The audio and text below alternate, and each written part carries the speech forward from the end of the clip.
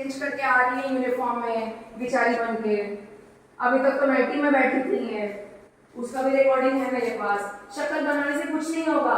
आप लोग जो यहाँ पे वर्दी में अपना मस्त कर रहे हो ना, वो नहीं चलेगा। यहाँ पे 2 बज चुके हैं, आपको वीडियो बना के मेरा कुछ नहीं मिलेगा। मैं आपका वीडियो ऑलरेडी बना चुकी हूँ मैम।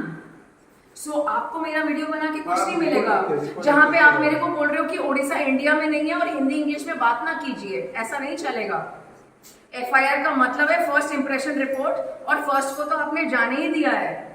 ये सब मेरे को बोल रहे हैं कि जो हुआ अरे लिख दो ना, ऐसे नहीं होता है।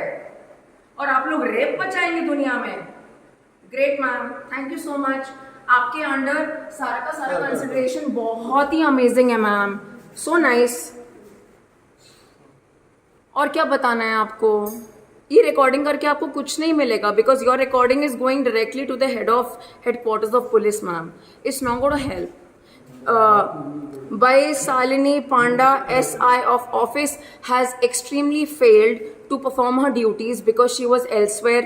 She was in her home and she had put her subordinates in the nighty, by the way, at duty at a very obnoxious hours in Bharatpur police station. Please send it across. Thank you.